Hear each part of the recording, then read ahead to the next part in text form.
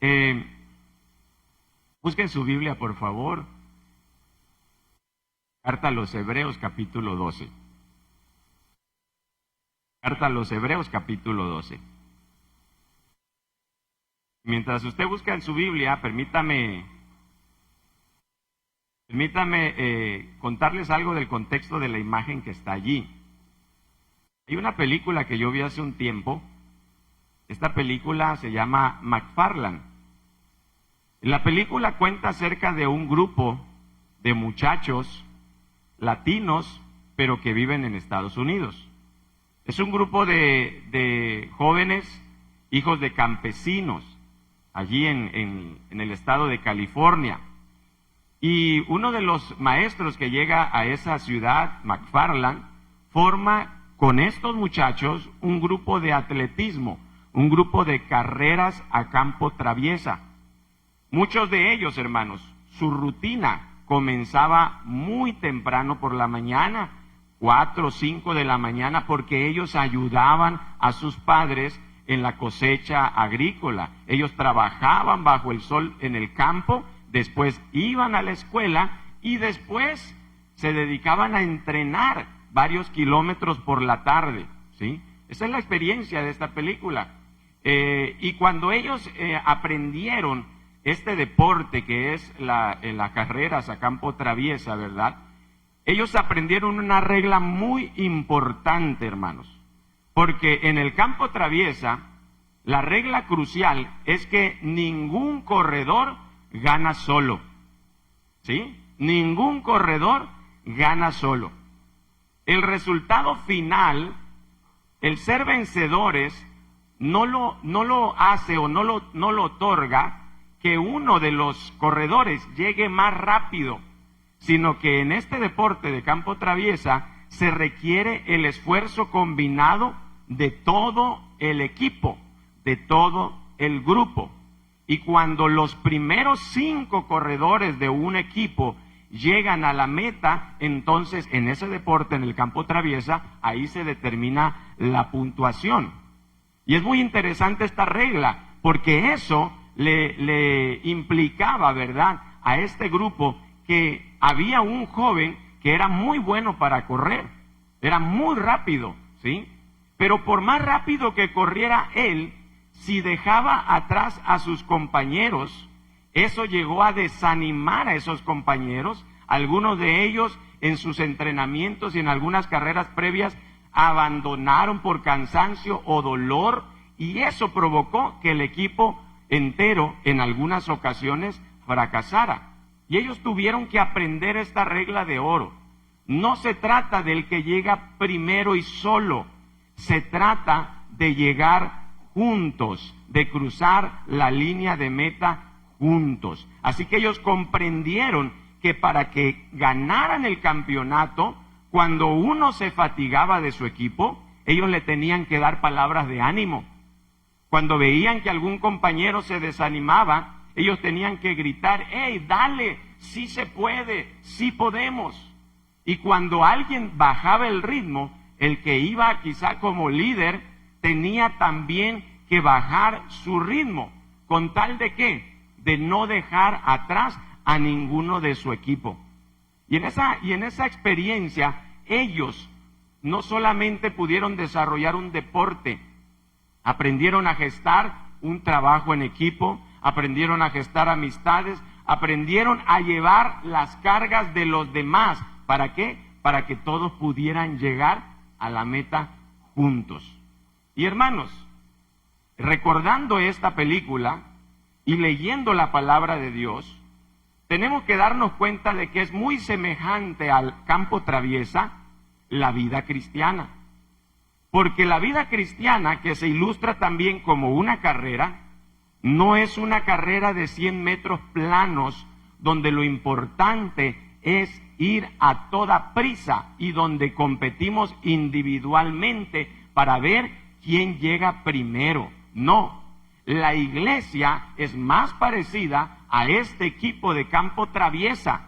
El escritor de Hebreos en el capítulo 12, si usted ya lo encontró, dice de la siguiente manera: por tanto, corramos con paciencia, el verso 12, la segunda parte, corramos con paciencia la carrera que tenemos por delante. No es una carrera tanto de 100 metros planos y de velocidad, repito, es más parecido a una carrera, a un maratón, a un campo traviesa, donde dice, puesto los ojos en Jesús, el autor y consumador de la fe. ¿Ok? Y entonces, como cuerpo de Cristo, hermanos, debemos darnos cuenta que fuimos llamados a correr esta carrera en compañía de nuestros hermanos. Mire a los que están a su lado. Vea que nos reunimos aquí un buen número de personas, gracias a Dios, que formamos parte de esta congregación. Pero además de esta congregación, hay más personas que nosotros conocemos, amigos cristianos, que son parte del cuerpo de Cristo también, y que entendiendo que somos parte del cuerpo de Cristo, no debemos pensar en llegar a la meta dejando atrás al que está cansado o al que está herido. Llegamos a la meta, como dice allí, juntos. Necesitamos cruzar la meta juntos. Llegamos cuando nos cuidamos, cuando nos animamos, cuando nos sostenemos los unos a los otros. Ahora acompáñeme a Hebreos 12 ahí mismo, pero vamos a leer el verso 12 ahora. Verso 12. Por lo cual, ¿por qué no lo lee conmigo? El verso 12, 13, dice la palabra, por lo cual, levantad las manos caídas y las rodillas paralizadas, y haced sendas derechas para vuestros pies, para que lo cojo no se salga del camino, sino que sea sanado. En otra versión, permítame leerle, la Nueva Traducción Viviente dice, por lo tanto, renueven las fuerzas de sus manos cansadas y fortalezcan sus rodillas debilitadas, tracen un camino recto para sus pies, a fin de que los débiles y los cojos no caigan, sino que se fortalezcan. Y es que el escritor de Hebreos, hermanos, está dando unas palabras a la iglesia, como, hagan de cuenta, como las palabras de ánimo que se dan de parte de un entrenador, que se dan de parte de alguien que desea que los miembros de su equipo sean fortalecidos, diciéndoles, la carrera todavía la tenemos por delante. Hay una nube de testigos que está esperando que nosotros corramos la carrera, despojándonos de todo peso, despojándonos del pecado. Y la realidad es que como equipo tenemos que identificar que habrán corredores fuertes, pero también habrán corredores que no son tan fuertes como los demás. Habrán corredores que quizá requieren más ánimo para que la debilidad no les gane, para que el cansancio no les afecte, hermanos. Necesitan ellos una palabra de aliento de parte del entrenador. Y esto, hermanos, es lo que dice el escritor de Hebreos. Dice, fortalezcan entonces sus brazos y sus débiles rodillas. Cuando vemos que la vida cristiana, hermanos, es una carrera de aguante, es una carrera campo traviesa, donde hay momentos en que parece que todo está bien y está todo llano, pero hay otros momentos donde hay montañas que subir, donde hay otros momentos que hay descensos que los cuales aguantar. Y esto requiere, hermanos, en primer lugar, dice la palabra, que seamos fortalecidos. Pero qué interesante es, los que tengan fuerza, dice, tienen que allanar el camino para los débiles. Esto es una clave muy importante cuando se trata de la carrera cristiana como un equipo. Los que son fuertes, los que pueden fortalecer sus brazos y afirmar sus rodillas, tienen que emparejar y hacer sendas derechas para que los débiles no se salgan del camino, dice la palabra. Y vea que aquí estamos dándonos cuenta de una grande responsabilidad que tenemos aquellos que puedan considerarse fuertes en la fe. Si usted o yo nos consideramos fuertes en la fe, nos consideramos buenos corredores de la vida cristiana, entonces hay una responsabilidad para que como un líder de este equipo de corredores no se olviden de que están trabajando no contra su compañero, sino junto con él para que todos crucemos la meta juntos. Y eso es algo natural. Habrá fuertes, habrá débiles, habrá corredores que están en buena condición física espiritual, habrá otros que podemos tener temporadas de debilidad o ciertas limitaciones, y aún así, a pesar de esa condición débil o fuerte, todos necesitamos perseverar hasta el final de la carrera. Cuando alentamos a los corredores débiles, cuando se nivelan los baches en el camino, cuando se quitan las protuberancias en la ruta, hermanos, entonces los atletas de buena condición, los fortalecidos en el Señor, están cumpliendo un servicio útil.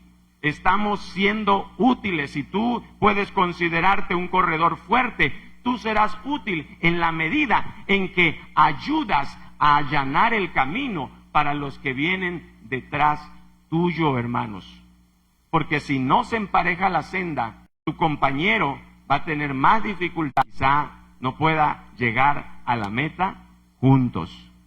Hermanos, hay actos que afectan para bien o para mal a los demás. Mantenga su mirada en esa imagen diciendo, ¿cuál de ellos es usted? Me faltó muchachas ahí, ¿verdad? Jóvenes. Pero así era la película, eran equipo masculino.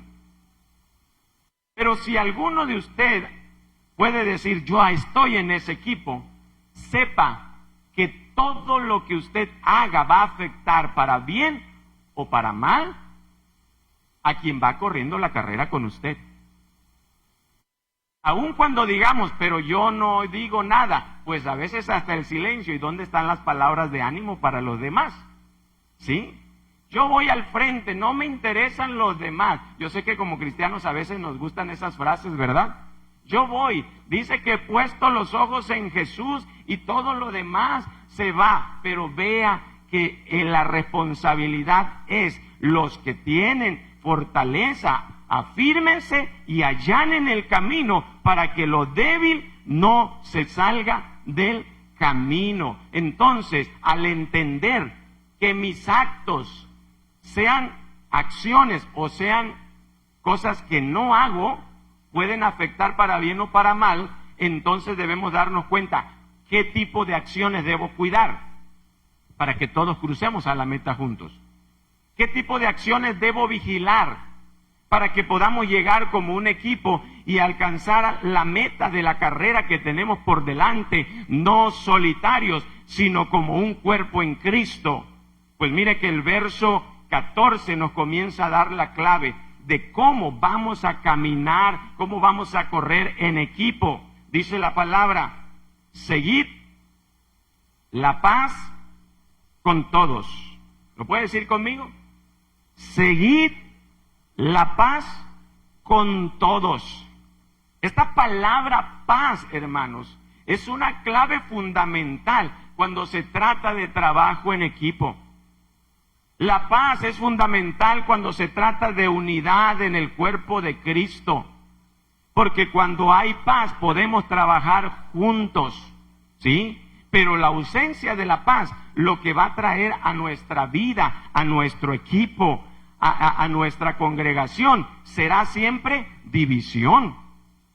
Y la exhortación del escritor de Hebreos es, tú tienes que manifestarte en paz, vivir en paz. ¿Con quiénes? Con todos los hombres, ¿sí? Eso incluye a tus hermanos en Cristo, eso incluye a tus seres queridos que también son cristianos y que forman parte de esta congregación. Tenemos que buscar la paz con todos los que nos rodean. Primera de Juan 4:20 nos recuerda y nos dice, si alguno dice, yo amo a Dios, pero aborrece a su hermano, es mentiroso. Y mire que no requiero en esta carrera manifestar aborrecimiento metiéndole el pie para que se tropiece. Sería lo peor, ¿verdad? Con toda honestidad, ¿cree usted que es una actitud correcta de alguien que está corriendo la carrera cristiana meterle el pie para que se tropiece el que va a mi lado? Sería lo peor. Pero a veces no es tan obvio como eso. A veces, como yo veía en esta película, simplemente con quedarnos callados cuando alguien se está quedando atrás, simplemente con una mirada decir, allá se quedó, y ahí, bueno, no aparece ahí ya estaban bien moldeados, pero al principio cuando empezaron a entrenar siempre había un llenito ahí, y ellos se burlaban y decían, hey, a ver a qué hora llega, nosotros ya acabamos, ¿y tú para cuándo? Y habían burlas. ¿Y cómo crees que se sentía esa persona? Incluso dice, ¿para qué estoy aquí? ¿Para qué formo parte de este equipo? Es que yo no necesito meterle el pie para que se tropiece a mi hermano. Cuando me callo de no darle palabra de aliento, cuando digo frases, aunque sean bromas, pero dañan a mi hermano que está un poquito atrás, entonces, hermanos, yo no le estoy amando, yo no estoy buscando la paz con esa persona. Estas son cuestiones prácticas de nuestra carrera. Por eso, toda acción o palabra que hacemos como un equipo va a afectar al otro, porque eso somos, una unidad, un equipo en el Señor, una congregación. Pues el que no ama a su hermano, a quien ve, con quien convive, ¿cómo va a amar a Dios a quien no ha visto? Vivimos en paz. Dice la Biblia, vivamos en paz con todos los hombres. Ahora, incluye también a nuestros enemigos, o a los que a veces percibimos o consideramos o sentimos que nos tienen por enemigos. Porque no vamos a dejarnos mentir, no vamos a negar que hay momentos en los cuales Satanás aprovecha y nos mete en nuestra mente mentiras y palabras como decir, yo creo que a ese hermano tú no le caes bien. ¿Ya te diste cuenta? Que como él corre más rápido que tú, te ve con así de reojo, a ver para cuándo. No te dijo nada, pero ya tú estás pensando algo. Y dices, yo creo que él no me quiere. Al contrario, no me quiere aquí. Y entonces son las mentiras que van afectando a la paz, a la unidad en el cuerpo de Cristo. Y cuando dice la palabra, el Señor Jesús dice, a tus enemigos. Yo no debo tener enemigos, hermanos. Pero sé que habrá algunas personas fuera de la congregación, debería ser solo fuera de la congregación, que me tienen por enemigo. Pero si yo en algo le he creído la mentira al diablo de que tienes enemigos aquí en la congregación, aun si así fuera cierto, la Biblia dice, ama a tus enemigos, bendice a los que te maldicen, hace el bien a los que te aborrecen y ora por los que te persiguen. Si en algún momento, hermano, miembro de este grupo, te has sentido que alguien te está haciendo daño, ¿sabes? La Biblia nos dice, ora por él, bendícelo, ¿sí? Intercede por él. No permitas que ninguna idea, ningún pensamiento, ninguna acción, ningún gesto pueda hacerte pensar en algo distinto a lo que la palabra nos llama, a la unidad, a la paz, a la armonía. Tenemos que amar a nuestro hermano, al que nos cae bien, y tenemos que orar por aquel que quizás decimos como que no compagina mucho conmigo. Porque, ¿sabe? Somos un equipo y queremos llegar a la meta juntos, o se quiere quedar sin llegar a la meta.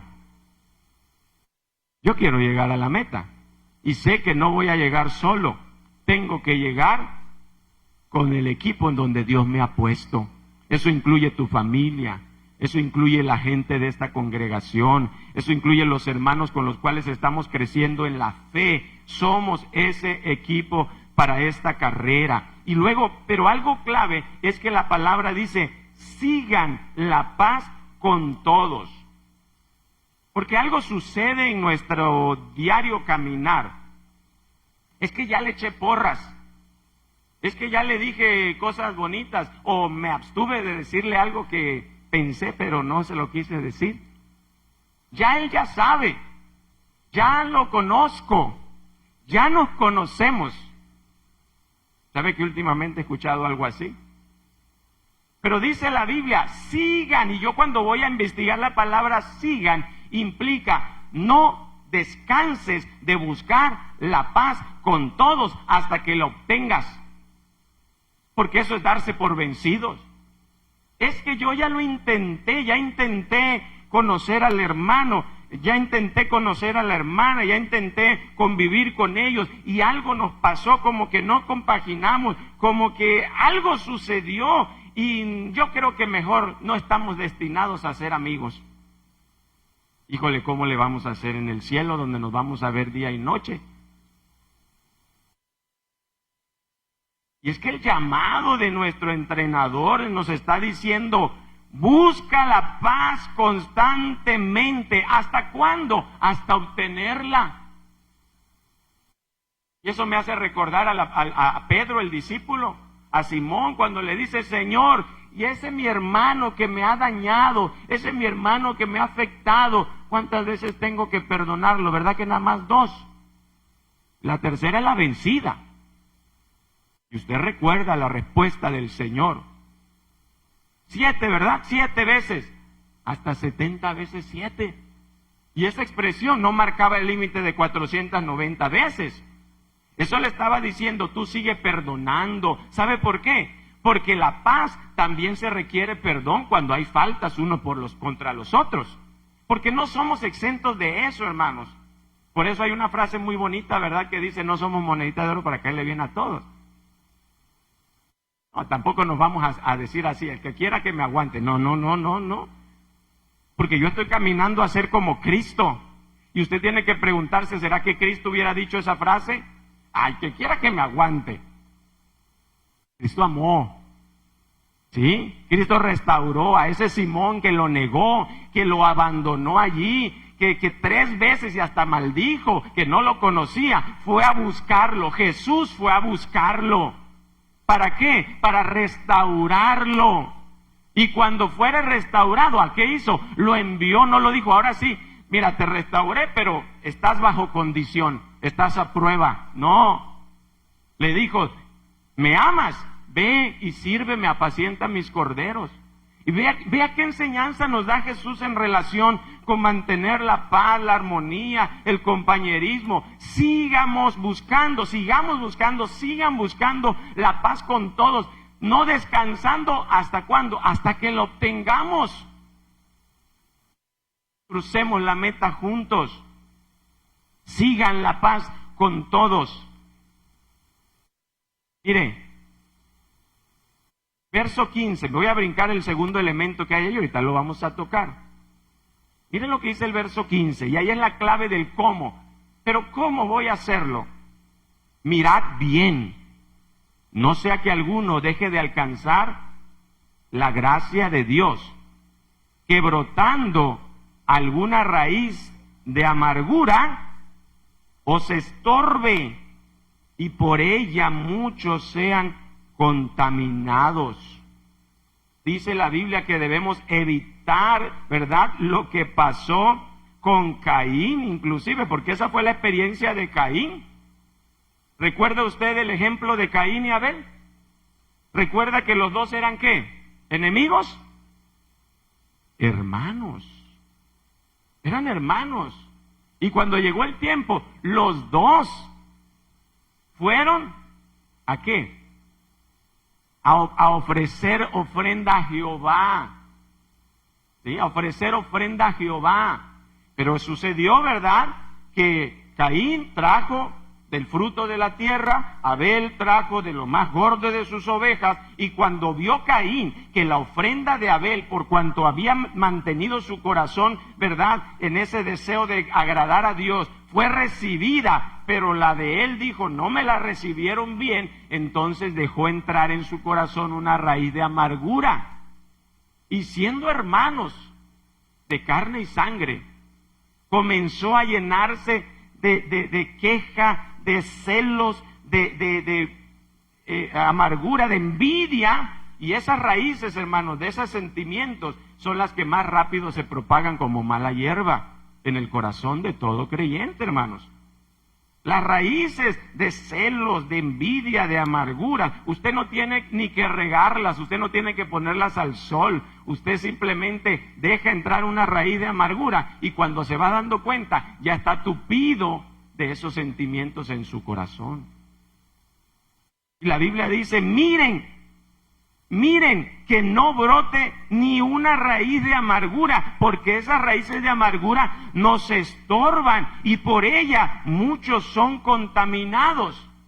Caín le estorbó esa amargura, luego el Señor le advirtió y le dijo, Caín, ten cuidado, el pecado está a la puerta, no te dejes dominar por ese sentimiento de celos, gobierna tu corazón, pero él no. Él dijo, no, es que cómo es posible que Abel, siendo así, siendo allá, y después de que nació segundo, después de mí, ahora está siendo más agradable a Dios. Y dejó entrar amargura y terminó esa amargura abriendo camino al pecado, al asesinato. Gracias a Dios, en todo este tiempo que he tenido de creyente, no me he enterado de que un hermano mate a otro. Pero recuerde que Jesús elevó la regla, la norma y dijo, oíste que fue dicho no matarás, pero cualquiera que llame a su hermano fatuo, tonto, falto de conocimiento, porque no voy a decir esas palabras aquí, que lo desprecie, cualquiera que piense mal de él, porque el Señor conoce nuestros corazones. Cualquiera que lo ofenda en palabra, y que esas palabras son manifestación, hermanos, ¿de qué cree? De lo que hay en el corazón. Molestia, celos, envidia, raíces. Y cuando se dan esas palabras o esos pensamientos que no lo decimos, pero que bien lo pensamos, entonces estamos pecando como que si fuéramos asesinos en el corazón. Sé que regularmente no nos gusta verlo así. Pero cuando tú tienes algo contra tu hermano, tú estás permitiendo que el pecado venga a tu corazón y entonces dice, dejamos de alcanzar la gracia de Dios, nos estorba y muchos pueden estar siendo contaminados. Mire qué advertencia. Hey, equipo, no se pongan en celos, si a final de cuentas todos tenemos que llegar juntos. Hey, equipo, no vean quién es mayor que el otro, quién es mejor que el otro, si a final de cuentas somos el cuerpo de Cristo.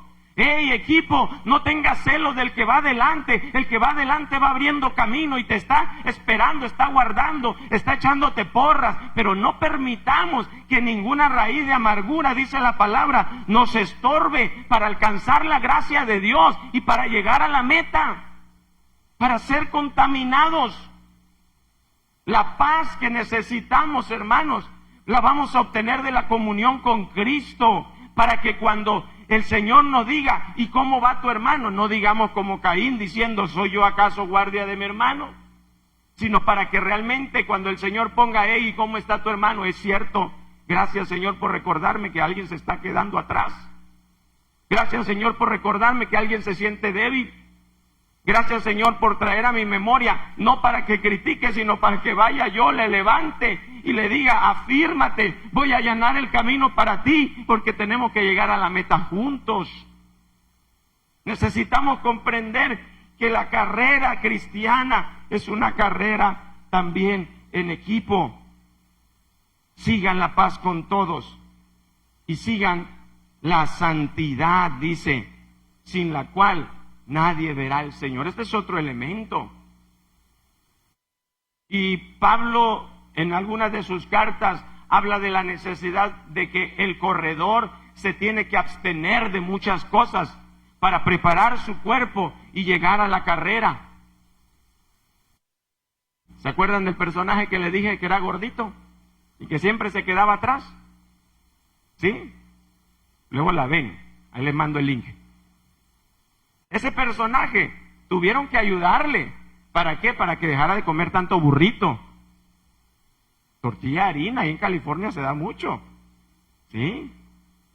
Para sacarlo a correr más seguido, y entonces se tuvo que abstener de cosas, porque también, hermanos, la carrera cristiana requiere de ti y de mí la santidad que debemos buscar diariamente. Esta santidad, hermanos, no es la falsa idea de que ya tenemos una perfección completa. No, es un esfuerzo constante de santificarnos en la palabra y en el Espíritu. Es un esfuerzo de que si yo me doy cuenta que en algo estoy faltando, que en algo estoy fallando, yo tengo que venir a los pies de Cristo y decirle: Señor, ayúdame, no quiero seguir ofendiéndote en esta área de mi vida, no quiero seguir afectando mi santidad, mi espiritualidad, mi consagración contigo. Yo tengo que buscar la santidad y con la misma intensidad seguirla, buscarla hasta que yo conquiste áreas de mi vida cristiana que están faltos de santidad. Y voy a ver el burrito de esa tentación. Y si en algún momento todavía me falta disciplina y yo estoy luchando, el Señor me va a ayudar para no caer en esa tentación y no dañar mi santidad.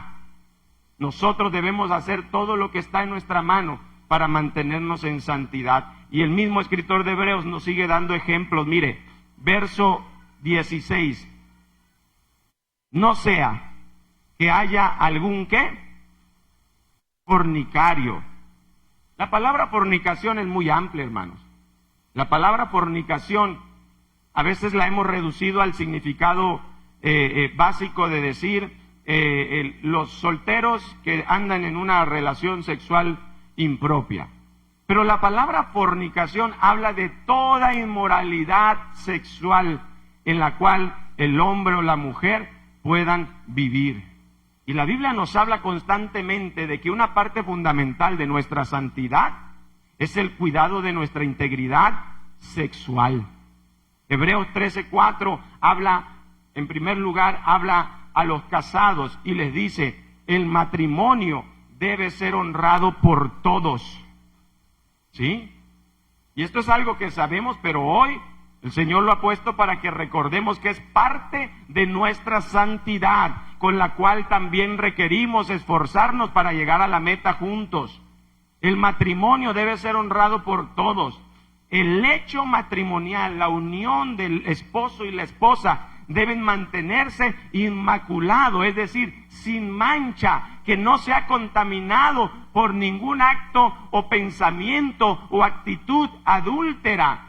Porque el adulterio no implica solamente el acto físico de ir yo y acostarme con otra mujer que no sea mi esposa.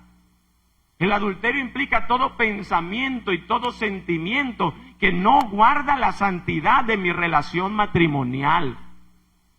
Por eso también Jesús dijo: oíste que fue dicho, no adulterarás, pero cualquiera que mire a una mujer, solamente verla y la codicie en su corazón, y se imagine con ella y la desee poseerla, ya adulteró en su corazón. Y eso aplica cualquiera que ve a un varón, mujer, para codiciarlo, eso también está manchando tu unión matrimonial, la santidad de tu matrimonio. Y hermanos, aquellos que somos casados, necesitamos cuanto más seguir la santidad en nuestro matrimonio. Pero también la palabra fornicación, hermanos, y al incluir toda relación inmoral, sexual, también se amplía a aquellos que no son casados. La voluntad de Dios es tu santificación, que tu mente, tu vista sea limpia de todo lo que quiera afectarte, que tus oídos sean limpios de todas frases, de todas canciones, jóvenes, de todos videos que traen carga sexual, que despiertan pasiones desordenadas. Ayer estudiábamos a Sansón con los jóvenes y nos dábamos cuenta de que estaba menospreciando el don que tenía y que muchas veces se iba más bien por sus pasiones, diciendo aquella me gusta, la quiero por mujer, luego se metía con una prostituta, luego se fue con una mujer que era del pueblo enemigo, porque era dominado por la lujuria. Y cuando somos corredores que queremos llegar a la meta, no podemos dejarnos dominar por nuestras pasiones desordenadas. Tenemos que apartarnos de toda fornicación, iglesia. Tenemos que tener cada uno nuestra propia esposa en santidad y honor. Pero también algunos traducen este versículo 4 de Filipenses 4, teniendo cada uno su cuerpo en santidad y honor, porque la esposa forma parte de uno mismo. Y el que no está casado, entonces la ordenanza es, mantengan su propio cuerpo en santidad y honor, jovencita, que nada lo manche. No se ha hallado alguno fornicario. Y luego dice, o profano. ¿Qué es esto de profanar? Y pone el ejemplo de Esaú, hermanos. Pone el ejemplo de Esaú. Dice verso 16, no sea profano como Esaú, que por una sola comida vendió su primogenitura. La actitud profana de Esaú, hermanos, se distingue y se observa hasta el día de hoy en aquellos que no pueden tener aprecio por las bendiciones que Dios te da. Escuche bien esto. Una de las primeras y grandes bendiciones que Dios nos da es la salvación. ¿Estamos de acuerdo con ello? Todo lo demás, si ya no alcanzo a hacer nada más como el hombre en la cruz, pero Señor, que hoy esté contigo en el paraíso. Mi salvación. Una salvación que tú recibes por gracia. Es decir, a ti no te cuesta más que fe y arrepentirte. Pero es una salvación tan valiosa que costó la vida del Hijo de Dios, ofrecida en un madero, muerto en maldición, llevando el pecado de toda la humanidad para que podamos ser salvos. Dígame si eso no es la mayor bendición que puedo yo recibir, siendo aún pecador, que Cristo muriera por mí y que puesta mi fe en ese sacrificio, yo pueda ser justo, santo, agradable a Dios y tener acceso al reino de los cielos al haber nacido de nuevo. Pero nos volvemos profanos o caemos en el riesgo de profanar como Esaú, cuando esa grande bendición la menospreciamos. Cuando esa grande bendición la despreciamos como Esaú menospreció su primogenitura. Cuando nos da igual y somos indiferentes a las promesas espirituales que el Señor nos ha dado, a los talentos, a los dones, a las capacidades. Hay otro personaje en esa película y era uno de los mejores corredores.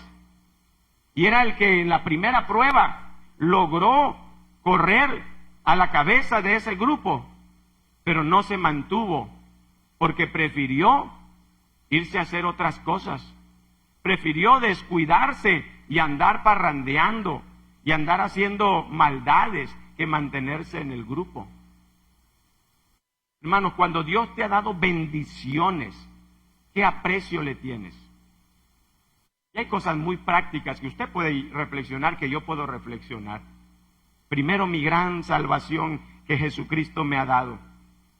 Segundo, estar en un cuerpo como este. Formar parte de una congregación. Esto es una bendición, hermanos.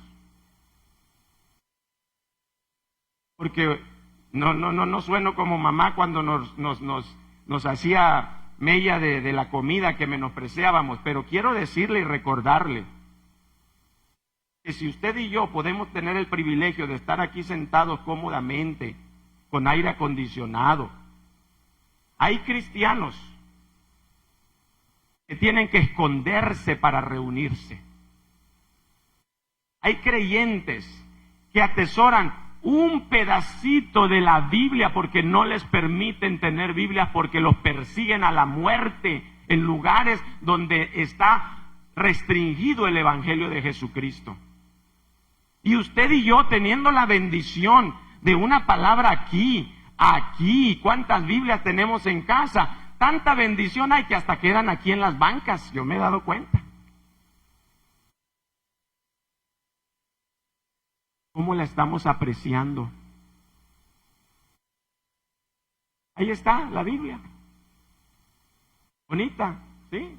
Abierta en el Salmo 91, ya eso ya no está. Ahí está. Pero debe estar aquí y aquí. Una bendición. La oración, otra bendición. Estamos llamando a la oración. Estamos haciendo grupos de oración, estamos orando en las mañanas, hay culto de oración. ¿Cómo aprovechamos esa bendición? El congregarnos, el venir a alabar juntos, el venir a escuchar palabra, el servicio, los dones que tengo, los talentos que tengo, ¿qué puedo hacer para ti? Nos los has dado. Recuerden, el Señor al final llamará a cada uno de sus siervos y dirá, lo que te he dado, las bendiciones que te he dado, ¿cómo las has usado? Yo no quiero ser como Esaú, que menospreciando su primogenitura, la vendió por un plato de lentejas, es decir, por un momento de gusto, un momento de pasión, un momento en el que él dijo, es que necesito ya y ahora comida, pues te va a costar tu primogenitura, sí, lo que sea, pero yo necesito algo ya. Y muchas veces negociamos con las grandes bendiciones que Dios nos da por satisfacer pasiones del momento. Esaú eso fue lo que hizo. Y dice la palabra que cuando él luego deseó la bendición, ya no la obtuvo. Y la deseó con lágrimas.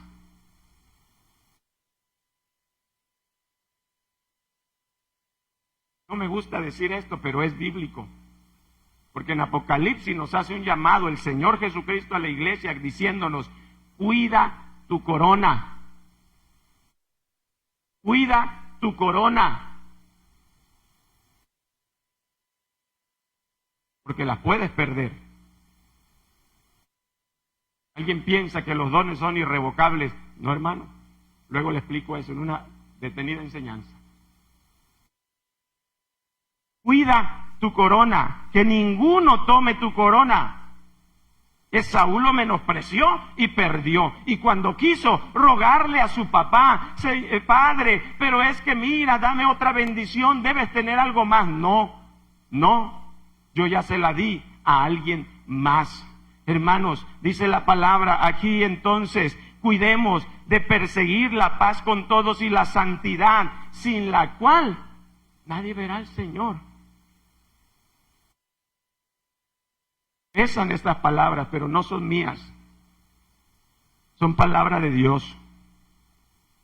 Quiere decir que la advertencia es que si no perseveramos en unidad y en santidad, si no perseveramos buscando la paz con todos y la santidad, entonces está en riesgo no ver al Señor, no terminar la carrera. Porque el mensaje ha llegado a tus oídos, has servido, has hecho cosas, has estado buscando de Dios, hoy estás buscando de Dios y diciendo, Señor, te necesito, sí, pero mañana, cuando ya pase la necesidad, cuando pase la enfermedad, cuando pase la angustia, cuando pase la deuda, cuando pase el problema con tu familia, no tienes que volver atrás. Tienes que perseverar. Cuando ya ves que en la primera carrera saliste victorioso, a la segunda te tienes que esforzar más. Cuando venga la tercera prueba, a la cuarta te tienes que esforzar más. Y tenemos que hacerlo juntos, hermanos. Juntos. Hay una meta que el Señor quiere que alcancemos. ¿Cómo? En paz y en santidad. En unidad y guardando nuestro corazón para el Señor. Yo quiero invitarle a que se ponga en pie. Mateo 5:8 dice, solo el de corazón puro verá a Dios.